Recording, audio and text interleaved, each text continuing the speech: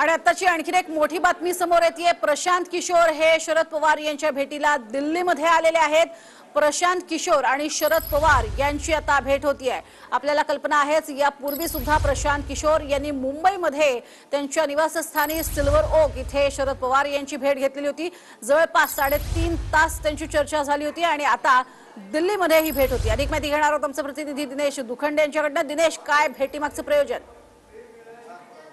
अगदी काही मिनिटांपूर्वी निवडणुकीचे व्यूहरचनाकार प्रशांत किशोर हे राष्ट्रवादी काँग्रेसचे अध्यक्ष शरद पवार यांच्या दिल्लीतील निवासस्थानी दाखल झालेले आहेत आणि इथे शरद पवार आणि प्रशांत किशोर यांच्यात बैठक होते आहे आणि बैठकीत चर्चा होणार आहे।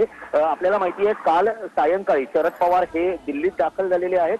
शस्त्रक्रियेनंतर ते पहिल्यांदा दिल्लीत आलेले आहेत आणि ठाकरे मोदी भेटीनंतरही ते पहिल्यांदा दिल्लीत आलेले आहेत। त्यामुळे महाराष्ट्राच्या राजकारणात बिहाइंड द कर्टन काहीतरी घडत असताना प्रशांत किशोर आणि शरद पवार यांची आज पुन्हा बैठक होते। म्हणजे मुंबईत एक बैठक झाली होती, ती मुंबईतल्या निवासस्थानी झाली होती। जवळपास 3.5 तास ही बैठक झाली होती। त्यात शरद पवार यांनी राज्यातली आणि देशातली राजकीय परिस्थिती आणि सध्या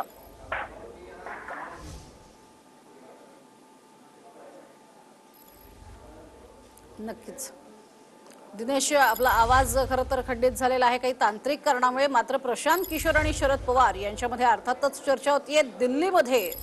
राजकीय घडामोडींना त्यामुळे वेग आलेला आहे। यापूर्वी सुद्धा भेट झाली, त्यावेळेला शरद पवार आणि प्रशांत किशोर यांच्यात संपूर्ण भारतातील देशातलं जे राजकारण आहे त्यावरती चर्चा झाली। अर्थातच मोदींविरोधात आणि भाजप विरोधात एक मोठी राजकीय मोठ बांधणं हे अर्थातच मोठं काम असणार आहे आणि तेच कौशल्याचं काम जे आहे ते प्रशांत किशोर यांच्या मदतीनं केलं जाऊ शकतं। शरद पवार हे त्याचं अर्थातच नेतृत्व करतील असं म्हटलं जातंय आणि त्यामुळेच दिल्लीमध्ये राजकीय घडामोडींना वेग आलेला आहे।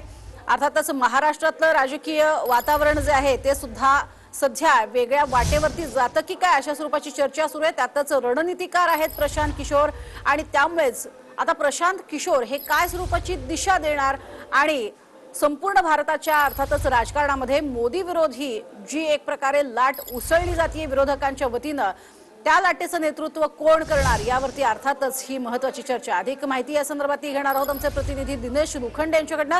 दिनेश, तुम्ही बोलताना अर्थातच संपर्क तुटला होता, तुमचं बोलणं पूर्ण कराल?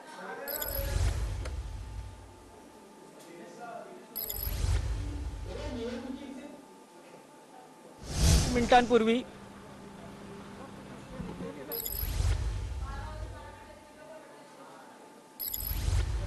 दिनेश यांच्याकडे आपण जाणार आहोत, त्यांच्याशी अर्थातच संपर्क साधण्याचा आपला प्रयत्न सुरू आहे। दिनेश, आपल्यापर्यंत आवाज पोहोचतोय, नेमकं तुमचं काय म्हणणं होतं मांडाल? कारण शरद पवार आणि अर्थातच प्रशांत किशोर यांची ही भेट तितकीच महत्त्वाची आहे। यापूर्वी झालेली मुंबईतली भेट आणि आता दिल्लीमधली भेट। निवडणुकीची व्यूहरचना आखणारे प्रशांत किशोर हे सध्या शरद पवार यांच्या दिल्लीतील निवासस्थानी दाखल झाले आहेत। काही मिनिटांपूर्वीच प्रशांत किशोर हे दिल्लीतील निवासस्थानी दाखल झाले आहेत आणि इथे शरद पवार आणि प्रशांत किशोर यांच्यात बैठक होते आहे। यापूर्वी मुंबईत गेल्या आठवड्यात प्रशांत किशोर आणि शरद पवार यांच्यात प्रदीर्घ चर्चा झाली होती। जवळपास 3.5 तास ही बैठक झाली होती आणि त्यात देशातली राजकीय परिस्थिती, राज्यातली राजकीय परिस्थिती, पश्चिम बंगाल नंतर सध्या एकूण देशात असलेला माहोल, राजकीय जी स्थित्यंतर होत आहेत, जनकल काय आहे, हे सगळं निवडणुकांच्या पार्श्वभूमीवर किंवा एकूण देशातल्या स्थितीच्या पार्श्वभूमीवर शरद पवार यांनी विस्तृतपणे प्रशांत किशोर यांच्याकडून जाणून घेतलं होतं। काल सायंकाळी शरद पवार हे दिल्लीत दाखल झालेले आहेत। शस्त्रक्रियेनंतर ते पहिल्यांदा दिल्लीत आलेले आहेत आणि मोदी ठाकरे भेटीनंतरही ते पहिल्यांदा दिल्लीत आलेले आहेत। त्यामुळे साहजिकच सध्या महाराष्ट्राच्या राजकारणात पडद्यामागे ज्या घडामोडी सुरू आहेत त्या पार्श्वभूमीवर शरद पवार आणि प्रशांत किशोर यांची ही बैठक अत्यंत महत्त्वाची मानली जाते आहे। काही वेळातच यातली स्पष्टता होऊ शकेल की नेमकं या बैठकीत काय झालं। पण असं म्हटलं जातंय की शरद पवार हे 2 ते 3 दिवस दिल्ली मुक्कामी आहेत। त्यांची उद्या कार्यकारिणीची ही बैठक आहे दिल्लीतील त्यांच्या निवासस्थानी। पण त्यापूर्वी प्रशांत किशोर आणि शरद पवार यांच्यातली ही बैठक अत्यंत महत्त्वाची मानली जाते।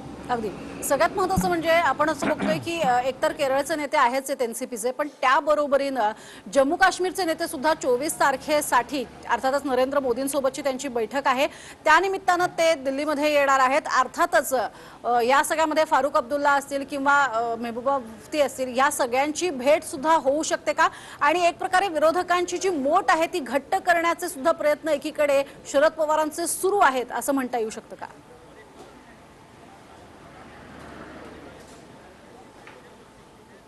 बघा, एकूण सध्या महाराष्ट्राच्या राजकारणात जे सुरू आहे की भाजपकडे दोन्ही पक्षांच्या ऑफर असल्याचं कळतं आहे. भाजपकडे राष्ट्रवादीची ऑफर आहे आणि शिवसेनेची ऑफर आहे. महाराष्ट्रात पडद्याच्या मागे घडामोडी सुरू असताना एक आणखी जी शक्यता व्यक्त केली जाते, राजकीय सूत्र जी माहिती देत आहेत त्यानुसार भाजप विरोधी मोठ बांधण्यासाठीही शरद पवार यांनी प्रशांत किशोर यांच्याकडून त्यांचं मत जाणून घेतलेलं आहे. पश्चिम बंगालच्या निवडणुकीनंतर जे एकूण निकाल आले, भाजपचा तिथे दारुण पराभव झाला, जे एकूण वातावरण होतं त्यातही ममता दीदींनी जोरदार फाईट देत भाजपला चारी मुंड्या चित केलं. एकूण जो सगळ्या यंत्रणा त्यांच्या विरोधात असतानाही तिकडच्या जनतेनं भाजप विरोधी कौल देत पश्चिम बंगालमध्ये ममता दीदींच्या बाजूने मतदान केलं. आता पुढच्या काळात उत्तर प्रदेश, गुजरातमध्ये निवडणुका आहेत.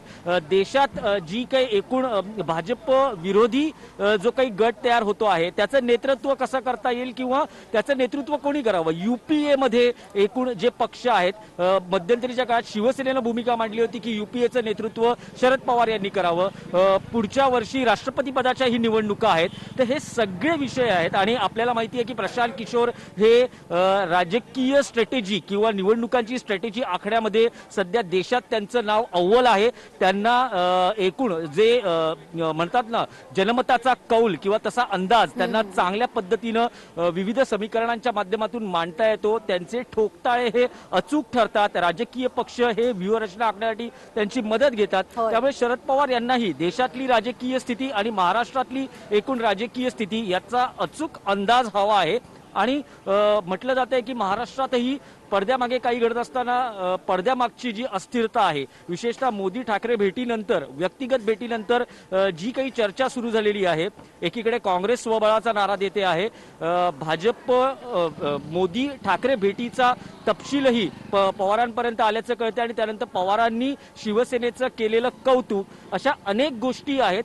तर या सध्या महाराष्ट्राच्या राजकारणात अत्यंत महत्वाच्या आणि कदाचित पुढच्या काळात आणखी वेगाने घडण्याच्या या सगळ्या शक्यता आहेत. त्यामुळे पवारांचा दिल्ली दौरा हा अत्यंत महत्वाचा मानला जातोय. एक शक्यता किंवा सूत्रांची माहिती, अंदाज व्यक्त केला जातोय की आणखी काही मोठ्या नेत्यांच्या भेटीगाठी पवार दिल्लीमध्ये करू शकतात. उद्या संसदीय बोर्डाची बैठक असल्याने पक्षाचे मोठे नेते म्हणजे प्रफुल्ल पटेल, सुप्रिया सुळे ही सर्व नेते मंडळी ही दिल्लीमध्ये दाखल होणार आहेत. त्या पार्श्वभूमीवर महाराष्ट्रातली जी राजकीय समीकरणं आहेत ती आता दिल्लीतल्या शरद पवारांच्या घरी एनसीपीच्या माध्यमातून वेगवेगळ्या पद्धतीनं जोर धरताना दिसत आहेत. त्यामुळे पुढचे काही तास महाराष्ट्राच्या राजकारणाच्या दृष्टीनं महत्वाचे आहेत. महाराष्ट्रात अनेक घडामोडी पडद्यामागे घडत असताना शरद पवार हे दिल्लीत आलेले आहेत. त्यामुळे जेव्हा असं काही घडत असतं तेव्हा दिल्लीत येऊन ती सूत्र किंवा त्या घडामोडी किंवा ते लक्ष दिल्लीत केंद्रित करण्याचाही शरद पवार यांचा एक प्रयत्न असतो. त्यामुळे आता 2 दिवसात नेमकं महाराष्ट्राच्या राजकारणाच्या दिशेनं नेमकं काय घडतं आणि आता प्रशांत किशोर आलेले आहेत. प्रशांत किशोरांकडून आणखी काय काय माहिती, कारण एक साधारण 10 दिवसापूर्वी पहिली बैठक झालेली आणि त्यानंतर ही दुसरी बैठक पार पडते आहे.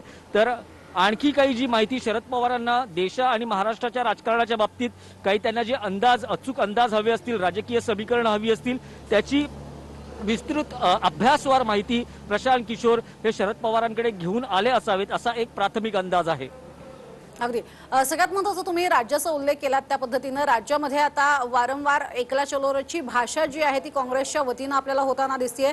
दुसरीकडे आपण बघितलं होतं शरद पवार यांनी स्वतः बोलत असताना त्यांच्या वर्धापन दिनानिमित्तानं शिवसेनेसोबतच येत्या काळामध्ये आपण लढू असंही म्हटलं होतं. तर ही जी एकला चलोरची काँग्रेसची भाषा असेल किंवा अर्थातच ज्या पद्धतीनं पवारांनी जे व्यक्त केलं होतं, या सगळ्या पार्श्वभूमीवर अर्थातच काय घडामोडी येत्या काळात घडतात या सगळ्या संदर्भात अपडेट आम्ही तुमच्याकडनं घेत राहणार आहोत. तुर्तास धन्यवाद या संपूर्ण सविस्तर माहितीसाठी. इथे घेतो एक छोटासा ब्रेक. पाहत राहा TV9 मराठी.